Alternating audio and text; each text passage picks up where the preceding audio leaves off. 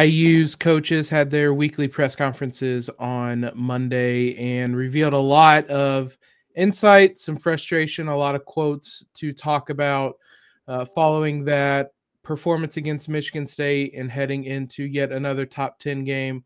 We're going to cover all of the notable quotes on today's episode.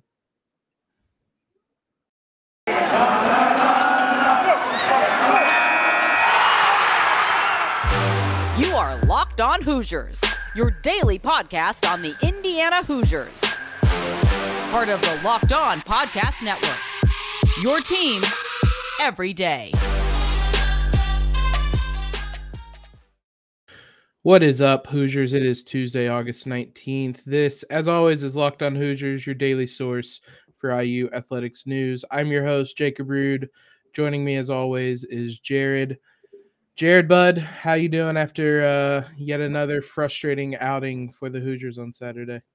I don't know what you're talking about. I turned it off at, what was it, 9-7, 9-6? 9-7, yeah. Yeah, didn't turn it back on. So I was really excited to discuss this big Hoosiers win where we controlled the game and everything went right? That's what we're here for? We are going to discuss that game. There might be some different storylines that we will be discussing from that. As we said, the Tom Allen, Nick Sheridan, and I guess technically Charlton Warren all had their press conferences. There are not quotes from Charlton Warren we're going to discuss on this one. It is all going to be about this offense as we try to continue to figure out what is wrong with it. Before we do that, though, we got to thank you guys for making Locked On Hoosiers your first listen every day. We're free and available on all platforms, including YouTube at Locked On Hoosiers. Brought to you today by Rock Auto. Amazing selection, reliably low prices, all the parts your car will ever need. Visit rockauto.com today. Let them know that we sent you. You can also follow us on Twitter at LO_Hoosiers and on Instagram at Locked On Hoosiers. As I said, I was reading these quotes today on Monday as they were coming across my timeline, just kind of getting more and more annoyed in general. I don't think in the defense of the coaches there was anything they were going to say that wasn't going to make me annoyed. For those that didn't see it, obviously, on Saturday, or those that missed yesterday's pod, the Hoosiers fall to Michigan State on Saturday in yet another, I don't even know what adjective you want to use to describe the offense on Saturday. Dismal, disappointing, awful performance. And that's even saying that knowing that they outgained Michigan State, but they were about as empty yards as you could come by.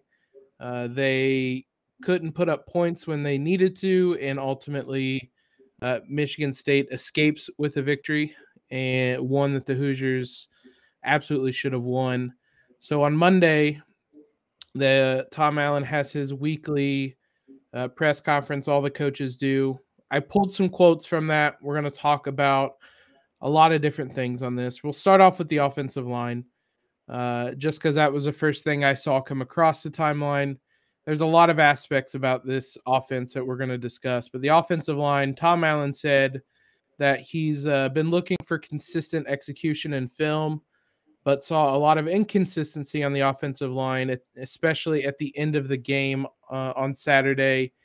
He also made mention that they may start looking outside of this starting five to find some answers because this has been a reoccurring theme. That's certainly something I brought up yesterday, certainly something we talked about on Saturday, Jared. Everything just is derailed when the offensive line doesn't play well. Yeah, I mean, it blows up the entire structure of the offense. It's been a problem for 2 seasons now. We've talked about it literally after every single game this year. The question is, does going outside the starting five really help? I mean, I understand the need to shake it up, and it sort of feels like a Michael Penix, Jack Tuttle situation where you can bench whoever you want on this offensive line, but there's a reason that these guys are backups, and it's because they're not as good. Whether they be not as talented, whether they don't understand the scheme, physical traits, you're losing ground somewhere. There's a starting five for a reason. So if you're dipping into, your backups to try to shake up your line play, I don't think that's going to help. If anything, I would shy away from that and just kind of hope that consistency with the same starting five gets to gel, because a lot of offensive line play is communication based. So to then take out a starter, throw someone else in, it shakes up a lot of things, and we're a little bit late in the season for major offensive line shakeups, in my opinion. Yeah, I was trying to find exactly who said it. Dustin DePoriak said, Alan said there's a possibility they'll look to get someone outside of their starting five more reps. But as you said, basically they're a backup for a reason. I haven't wanted to do kind of an I told you so or we told you so about Jack Tuttle for people that were saying to bench Michael Penix. But as you said, they're backups for a reason. There's a lot of limitations, especially this late in the year. If they haven't really established themselves as a starter, then it doesn't feel like that's going to be the move to spark things. So I don't know. With the offensive line, you can move guys around to different positions. Maybe you find a tackle that can work at guard or something like that. But at the end of the day, I don't see – I can't imagine there's anybody that's on the bench that's just going to fix this issue, because it's also an issue that spans multiple positions. It's not one guy getting blown by every game. It's multiple guys who are not performing. Tom Allen also, sorry to cut you off. I just wanted to add one more point. The only time that you really want to read about bringing someone off the bench and putting them in as a starter is if they're lighting it up in practice or they have a great offseason, not because people are struggling. That's not the reason to bring somebody in. The reason to bring somebody in is that they're having really good practices, if they're showing up, if they're showing something on film that other guys just are not showing. And like you said, it goes over multiple positions. So I just had to get that off my chest because that bothered me a lot. No, yeah, you're 100% right. That's not the scenario you want to bring somebody in off the bench. Tom Allen talking about Jack Tuttle, quote, solid performance, but not good enough. Says coaches have to do a better job of planning and in-game management for the offense as a whole. I talked about him on Monday's podcast, Jack Tuttle. What did you dislike, see from his performance on Saturday? I thought for the most part he was fine. Fine has, as we saw on Saturday, fine can win us a football game. Fine quarterback play can win us a football game. It's when fine starts to deteriorate that's an issue. Week 1 against Iowa, Michael Penix was fine except for the turnovers, and those turnovers were essentially a huge difference in that game. Tuttle, again, was fine. He was not, I wouldn't exactly call him a yards per attempt god. That's not a way I would describe his game, but he played pretty well. Obviously, the pick six was bad. The worst play to me was that second interception where he throws it into triple coverage off his back foot. You would expect that from a backup, but not a backup as experienced as Tuttle, making that throw with, I don't know whether to call it a force. I mean, there was clearly a receiver in the area that he was intending, but he was triple covered, even if that ball was somehow thrown accurately. Just basic. It's the same issues with Tuttle are the same issues with a lot of the offense, which are just basic breakdowns, basic mistakes, not doing the simple things correctly. The quote to me from Tom Allen feels a little bit like deflecting blame from his offensive coordinator. And we'll get to Nick Sheridan in a minute. But it feels like he's trying to protect his offensive coordinator. I just didn't like this quote. I thought Tuttle was fine, but again, the difference from Penix to Tuttle would not have made a difference in this game. The way Penix has been playing, maybe we eke out a win there, but he's been turnover prone. I mean, again, I thought Jack Tuttle was fine. It was just a couple of really key, crucial errors that sunk him and sunk the team. And again, we said it coming into this game, we weren't going to put up 30, 35 points. That wasn't the expectation. That wasn't the plan. And that wasn't what we were going to need to win. It was just simple mistake-free football. Jack didn't provide that You know, we can talk about Ty Freifogel and what's happened to his hands all day. It was fine, and that's really the baseline of what Jack Tuttle is your quarterback. Bringing him in off the bench, he's just fine. Yeah, I have a couple things to build off of that. Before we do that, though, let's talk about PrizePicks. I hope that if you guys are looking up some props for this upcoming weekend, that you're taking the over on maybe a couple things with Ohio State, but more specifically the under with the Hoosiers. For those that don't know, PrizePicks is a leader in college sports daily fantasy. They offer more props than anywhere else when it comes to college football, and they have all of the Power 5 schools and players and a lot of mid-majors you probably haven't even heard of. It's really simple. You pick anywhere from 2 to 5 props, take the over or under on them, and win up to 10 times your entry. New users who deposit today and use promo code Locked On will receive a 100% instant match. And they're giving you guys free money. They have mixed sports entries, so you can do college football, you can do playoff baseball. NBA season starts this week. Any number of options for you guys. Don't hesitate. Check out PrizePicks.com. Use promo code Locked On, or go to the App Store, download the app, and use it today. PrizePicks is daily fantasy made easy. We also mentioned Rock Auto at the top of the show. Whether it's a Ford or Fiat, Rock Auto has you guys covered. There's no need to go to the local auto parts store, wait in line for them to tell you they have to order the part anyway. Just head to rockauto.com, where they're a family-owned and operated business that have been serving do-it-yourselfers for 20 years. You can avoid the markup prices going through Rock Auto. Their prices are reliably low for every customer, and they have everything that you guys could need, from tail lamps to motor oil to new carpet, anything that you guys could want. So head on over to rockauto.com right now. See all the parts available for your car or truck. Right, Locked On in there, How Did You Hear About Us box, and let them know that we sent you.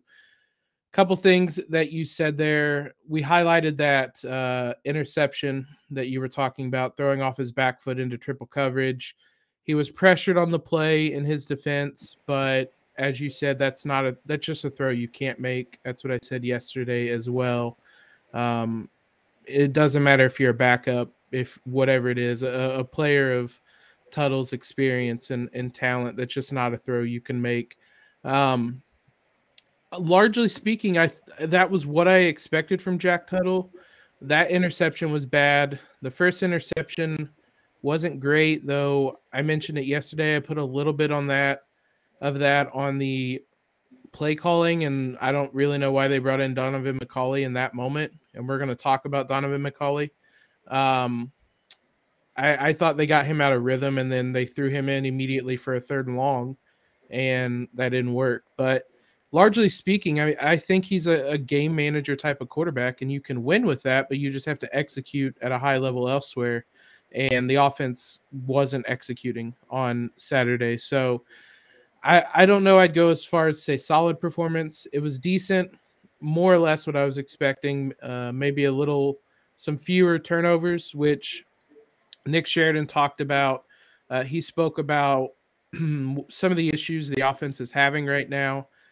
He said, one, the QBs have turned the ball over way too often, which I agree with. On Saturday, Tuttle had the 2 interceptions and the fumble late in the game. The red zone has been just a nightmare for the Hoosier offense. They finally got a touchdown on Saturday. They did everything they could to not score before doing that, but that was their first and only touchdown in the red zone in 3 Big Ten games this season. And then just not enough explosive plays. And I think that last one is part of what's killing IU right now as well. Is when I read that, I immediately tried to think if I could remember an explosive play for the IU offense this season, and I can't. So, I mean, is there one of those things mentioned that you think is hurting this team most? Oh boy, this quote was the one that I was most excited to break down with you, Jacob. So let's just start one by one. So QB turned the ball over too much. Don't disagree there. I understand that. Look, you can draw whatever play and do whatever. End of the day, sometimes it just comes down to execution. The interception obviously was a bevy of different issues, with the highlights the offensive line issues, highlights the quarterback issues, highlights the scheme issues. The lack of TDs in the red zone is all play calling. It is so, in college sports, it is so easy to scheme guys open. And look, obviously Tuttle missed a few throws. He did. There's no hiding from that. Whatever. He's a backup quarterback. I would have expected him to miss some throws. Touchdowns in the red zone comes down to play calling. And like you said very astutely, we really tried not to score that touchdown. Running an option, what was it, an option from the 1 yard line? Why would you're on the 1 yard line? Why would you run a play that goes backwards? The 2-point conversion play was, am I even remembering that right? It was an inside shovel pass to the tight end. Yeah, that was awful too. Yep, we don't have Travis Kelce. We don't have Travis Kelce. That works when you have Patrick Mahomes and Travis Kelce. You know what it doesn't work? In Big Ten play when you're Indiana football. That's when it doesn't work. No explosive plays. Again, Jack Tuttle is a game manager. You're not going to get a ton of explosive plays anyways. We were still in the game with no explosive plays. This was not happens to be a game where, yes, one explosive play may or may not have made the difference. But you saw the game plan to win was controlling time of possession, methodical drives, move the ball down the field, keep Michigan State's offense off the field.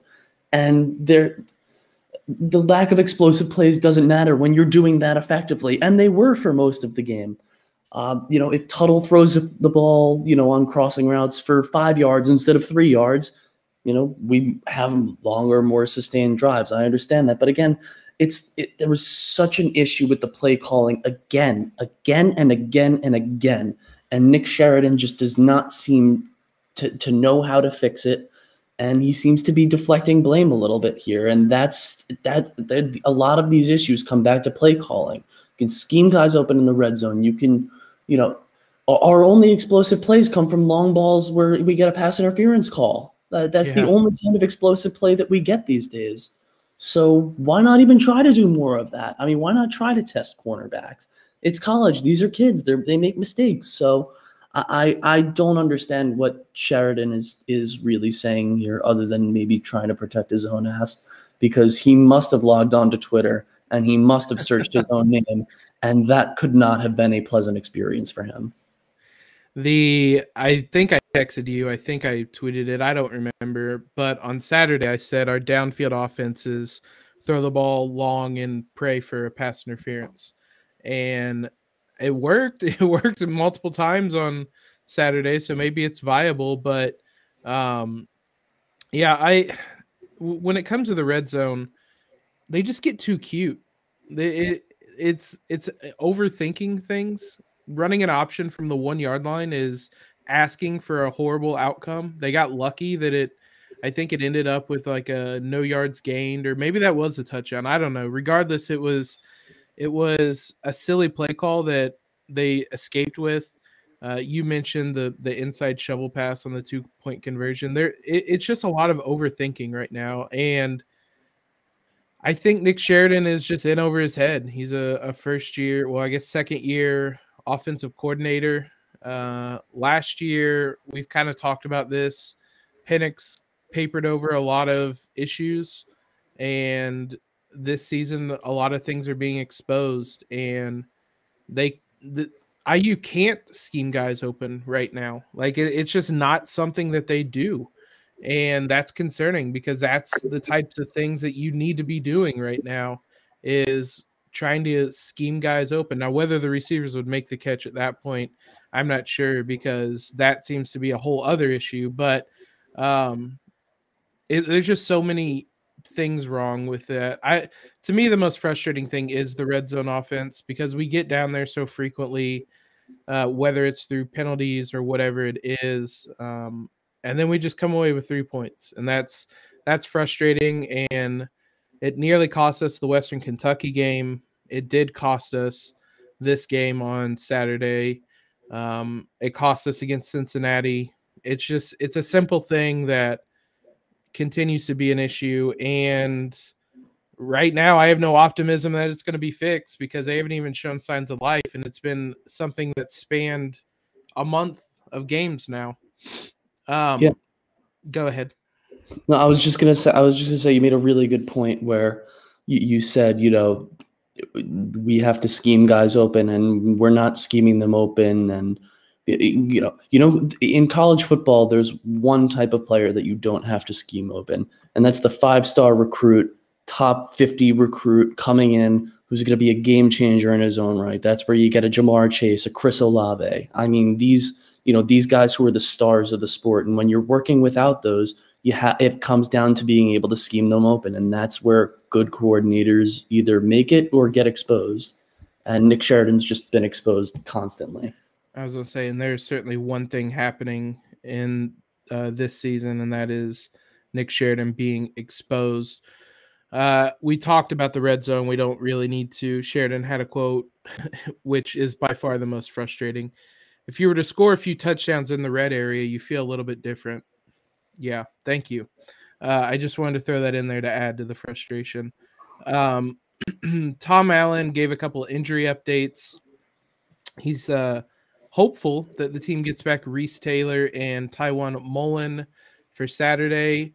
I was a little surprised that neither of them played because Tom Allen mentioned it once leading up to the Michigan State game, said he expected them both to be back. Reese Taylor could only play one series. Tywan Mullen didn't play at all, obviously. He had a boot on as well, which is not great. So IU absolutely needs him against Chris Olave and that Ohio State offense, CJ Stroud and whatnot. So they could be in a danger zone, although the secondary held up fine against a Michigan State offense that had been lighting it up as well. So I just want to see Tywan Mullen play more than anything, and I really enjoy Reese Taylor too. So I hope both of those guys are back on Saturday. We'll talk about Donovan Mccauley and the decision to no longer redshirt him that Tom Allen talked about on Monday, and what that could mean for Michael Penix in his future and whether he will be back this season or not. Before that, if you guys haven't heard already, we have a product for you.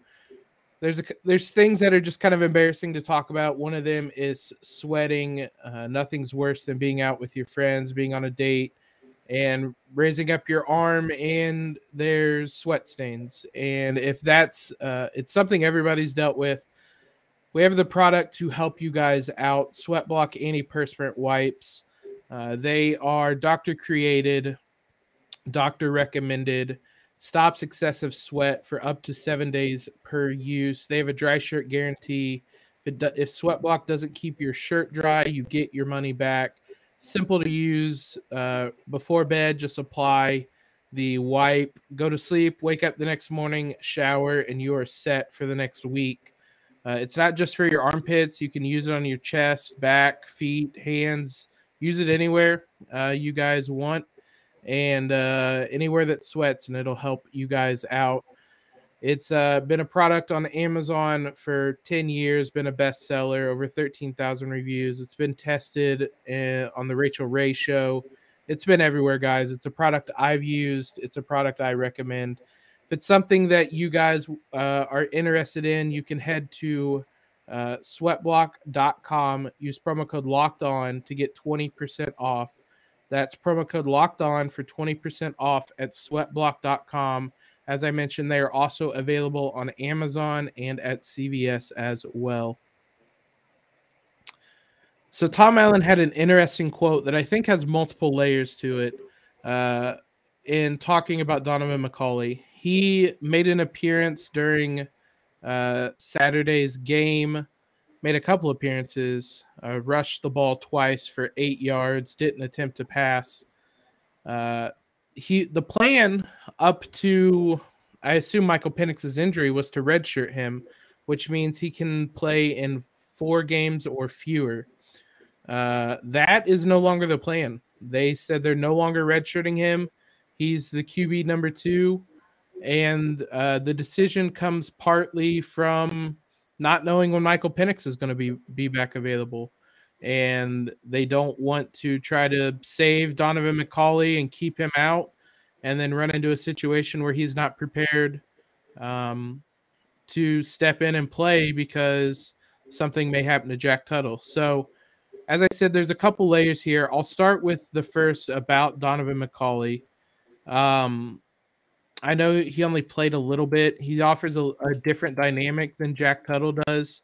Do you think including him in the offense can help kind of spark things at all? Move over Spencer Rattler and Caleb Williams. There's a new there's a new dynamic duo in town. Yeah, no. So again, like you said, reading between the lines, I would imagine this means that Penix's season is over, barring a borderline shocking run at a bowl game, in which case you get a long layoff. I would imagine this means he's done. In terms of what this means for the offense, I don't think it does anything one way or the other. If anything, it might actually hurt. But depending, that depends on Jack Tuttle. Will he use it as fuel, or will he be like, oh, I got a guy on my butt. I don't know if whatever, and something goes off at his head. So that's going to come. Whether it helps or hurts, honestly, it comes entirely down to Jack Tuttle, in my opinion. The one thing that I really don't want is, again, where Nick Sheridan pulls one, puts the other on the field, then takes him off, puts the other one back on. I understand theoretically why he did it this weekend, in the sense that when your offense struggles, there's nothing that quite sparks it like something different. Usually that something different is a trick play, not bringing on a quarterback with not a huge variance in skill set that really gives the defense something crazy to think about. So I don't think it really moves the needle. It's really just going to come down to, can Jack Tuttle use this as motivation and not run from the fight? And can Nick Sheridan, please, for the love of God, just keep one quarterback on the field? I got some extreme Nate Sudfeld, Trey Roberson vibes from that 2013 team. Reading that quote, thinking about a 2-quarterback system. I think there is a scenario where this could have a positive impact. The way they implemented it on Saturday, though, was not right. This was one of my biggest complaints watching the game back. That first drive is obviously scripted by going into the game, but Jack Tuttle looked good on the first drive, and the offense was clicking, and there was a rhythm to it. And I was kind of optimistic about what we were seeing. For them to then come out in the second series and immediately go to Donovan McCauley just didn't make any sort of sense. Like, you had a quarterback that's in rhythm, you had an offense that was clicking, they had Michigan State on their heels, and then you immediately insert the backup quarterback for 2 plays and tell Jack Tuttle to go back in on a 3rd and long, and that led to the pick 6.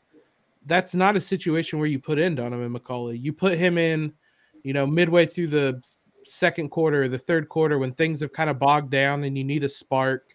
You put him in, he rips off a big play or an explosive play that we mentioned and sparks that offense, and then you go from there. So while I think in theory Donovan McCauley playing could help, I don't really have a lot of faith in Nick Sheridan right now knowing when to put him in, especially with the 1-game sample size we have. Maybe he's an option in the red zone or in like goal line situations just because he's more of a dual threat option. That would be a little more interesting too. But again, I mean, I don't have a lot of faith in how this offense is going to use him based on what we've seen from Nick Sheridan so far. And especially when it comes to that red zone, it doesn't matter who's in the game if we're running inside shovel passes to the tight end on 2-point conversions. But you mentioned the other thing. This doesn't give me a lot of optimism that Michael Penix is going to be back this season. if they are willing to, I don't want to say waste a year, but they go from redshirting McCauley, who, I mean, a lot of people have a lot of optimism in what he can become. They go from redshirting him to fully integrating him into the offense. Do you think there's really any way that Penix is going to be back this season now? No, again, unless we make a good run with our season and get late December, I won't even make a joke about early January bowl game. There's going to be no New Year's bowl game this year. There won't be a New Year's bowl game. I'm sorry if this is a spoiler to anybody listening. But unless you get that long layoff and a lot of recovery time, theoretically the Purdue game is doable as the last game of the season. I'm not holding my breath. Especially look, given that when Penix came back from last year's injury this year, he didn't look very confident in his physical abilities. So to rush him back from yet another injury, and by the way, me personally, I would start being more concerned with the health of the kid long term with the amount of injuries that Michael Penix has suffered. Forget about how he looks after the injuries, just with the amount of injuries. And I would try to shut it down. If he is truly healthy for Purdue and we're not going to make a bowl game, I would even throw him in maybe for like the last quarter as like a little sunset to his Indiana career and a tribute to him and all that he's done for the program, because he has done a lot for the program. But no, this is, if you're strictly reading the tea leaves on this move, it doesn't bode well for Penix's future. There is the possibility that Penix comes back next season. I just don't really know where he's going to be physically, anything like that. I also find it wild. I just looked it up to make sure. He's never played Purdue. He's been with the program. His first game was September of 2018. He's never played Purdue in any of that time. So I would love to have him throw for 400 yards against Purdue. But as you said, I don't think that's going to happen. Just as reading the tea leaves, this decision, it's obviously not a decision like IU could just go back on it. Like if Penix gets healthy and he's available, and Donovan McCauley hasn't played 4 games, then you can pretty easily just not play him the rest of the time and he's redshirted. So this isn't like a move Indiana can't go back on, but just kind of the decision to do it, I think, speaks a lot about the IU's outlook on Penix in the rest of this season. So I hope Penix can get healthy. I really don't want last season to just be the flash in the pan that it certainly seems like it might end up being. But more than anything, more than him being on the field again, just for him as a person, I want him healthy again. So I hope this doesn't mean what it looks like it means. So. Yeah, and just really quickly to build on that, you wonder if this move is almost a precursor to next season where you mentioned Penix can come back, but if they're removing the red shirt tag on McCauley, you imagine that is trying to integrate him. At the very least, you would imagine that it's a move to integrate him in before next season, so he comes in with a better idea of the playbook, a better idea of the offense, a better idea of his teammates, and he can slot in. Because, again, Michael has done so much for this program, and it sucks that this might be the end. But I would almost, if you're removing that red shirt tag and you really do honestly believe in McCauley and his future here, I would maybe tell Penix to, transfer somewhere for his last year of eligibility and I hate saying that, but it's so hard to rely on him for a full season. And you can't, when it comes to being a starting quarterback at a major Division I program, you can't be wishy-washy. You have to commit. You have to go out there and you have to make a bold call. And that's how you become a winning program, is making bold calls and not, listening to your head over your heart. So I, again, hope it's not the end for Michael here, but reading the tea leaves, it might be longer than the next, 4 or 5 games. It might go into next season, this move. Yeah, and that's a good point. Donovan McCauley is the future. Integrating him like this could be as much about having him more comfortable with the playbook, with just playing Division I football next year, because I think there's a pretty decent chance he could be the starting quarterback next season. But that's a discussion for another day. We didn't even get to everything that we had written out, which wasn't surprising. There was a lot to talk about with these quotes, with this offense, with everything going on with the Hoosiers. We'll be back later this week with a preview show with Locked On Buckeyes to talk to them about Ohio State, this offense that they have. I'll be back for tomorrow's episode to preview the IU players in the NBA. The NBA season kicks off. Take a brief break from football and all the frustrating talk about it to talk about some Hoosiers in the NBA. And then we'll be back on Friday to talk about that Ohio State game, give you everything you guys need to know for it. Thanks again for making Locked On Hoosiers your first listen every day. We'll be back later this week. Now go make Locked On Big Ten your second listen today as they wrap up everything going on around the conference in football action in the Big Ten. Be sure to leave a rating and review if you guys haven't already. Follow us on Twitter, subscribe to the show, all that fun stuff. And most importantly, have a great Tuesday in LEO.